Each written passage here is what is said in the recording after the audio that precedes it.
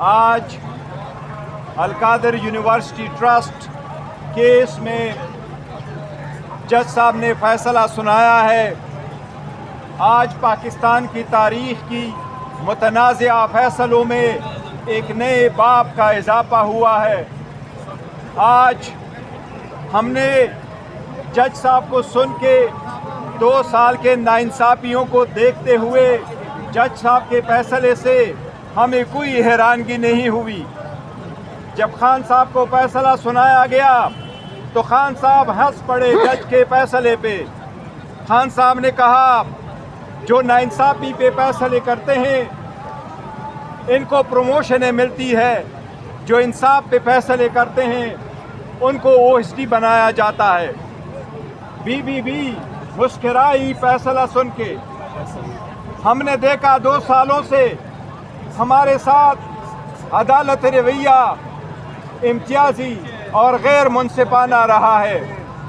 یہ ایسا کیس ہے جس میں خان صاحب نے 1 روپے کا بینیفٹ نہیں لیا۔ گواہوں نے ایڈمٹ کیا کہ یہ پیسہ انلیگل پروسیڈز نہیں ہے، یہاں سے خان صاحب کو بینیفٹ نہیں ہوا۔ خان صاحب یونیورسٹی کے مالک نہیں بنے، وہ فقط ایک ٹرسٹی ہے۔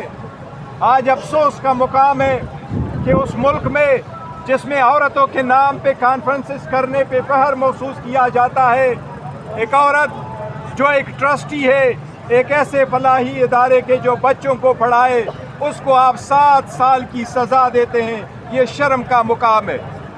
ہمیں دیوار پہ لکھا نظر آ رہا تھا، لیکن انشاءاللہ تعالی نہ خان صاحب مایوس ہے نہ ہم مایوس ہیں۔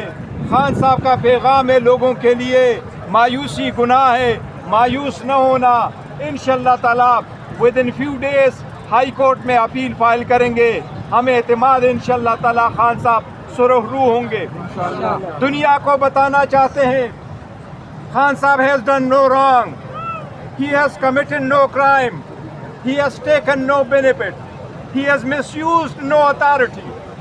He has not incurred any criminal liability. This is a baseless and political victimization case. It is nothing more than political witch hunt. Inshallah this will go. Khan will not give up. He will not give in. He will not break. He will not bend. He will not compromise. He will survive. He is the survivor. Or inshallah he will come back as a free man and he will come out soon. Inshallah ta'ala. ہم دنیا کو بتانا چاہتے ہیں پاکستانیوں کو صبر اور تحمل سے کام لو۔